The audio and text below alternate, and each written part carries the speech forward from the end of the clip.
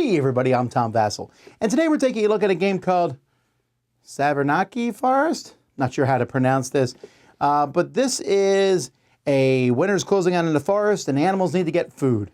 This is a very light, very small game where you're building a 4x4 card grid in front of you, scoring points for connecting little paths with animals. Let's check it out.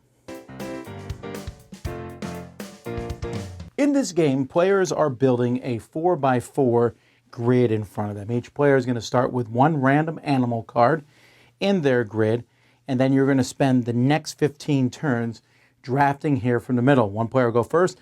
They will take one of the cards, and then each player will take a card from here. Now, these three cards are always going to be path cards drawn from this deck.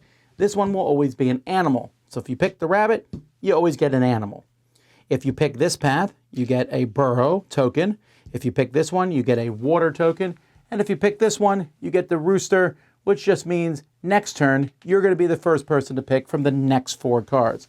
So when all four cards are gone, we'll replace them with four more cards, and we go to the next round.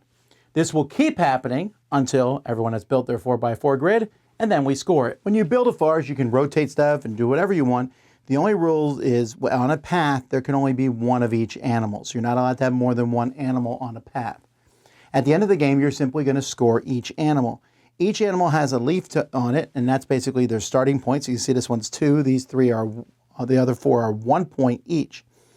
They also have some other numbers on them. This is how much storage the animal can eat, and this is each of the 4 different kinds of food and how many points they're worth. So strawberries and nuts. Strawberries are 0, nuts and worms are worth 1, and eggs are worth 2, and this one can eat 3.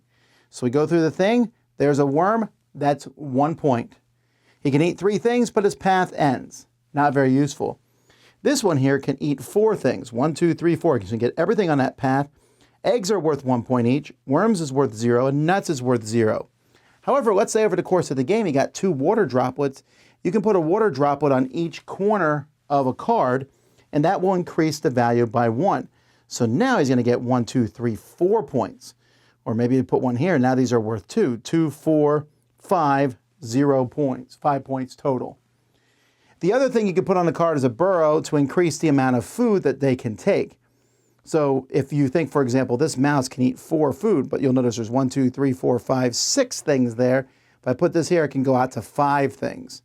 So now it can go all the way out to get this worm, and worms are worth 1 point for the mouse. That's all you have to do. You're going to play these cards. You will flip this board over, the one that you used initially, to make a little scoring board, and you have these little leaves to keep track of your scoring. You'll score each animal on your board, and whoever has the most points is the winner. This is a very pleasant style filler. I was really pleased with this. The only negative thing I'm willing to say is that the card quality wasn't great, but I like the art. I like the symbols. I like how every animal's different. Some animals are good with all the different types of food. Some are really good with one type of food. If you can get one animal's food up to 3 and then get a bunch of food of that type. Some have low storage, some have high storage. And you can modify that. It's a nice little card. You pick a card, and when you pick a card, you're thinking about 2 things. The path, maybe I want an animal. Is it going to give me water droplet? Is it going to give me that? Or will it let me pick first next turn? I don't really want any of these cards that hard. Very simple, 15-turn game. That's it. This is called a filler. The kind of game you play in between other games. The game you play at the beginning of the night. The game you play at the end of the night. And I really like how it plays. It's just a simple, fun game. DeVere has been making a lot of little games lately, and I have not been a big fan of many of them. I find them not to be particularly great games, but this one is. I don't know if there's anything here that's going to light the world on fire, but it's an easy game to teach people. And, you know, these games that give you some satisfaction of connecting paths, that's all this one is. You get a card, you can put it out there.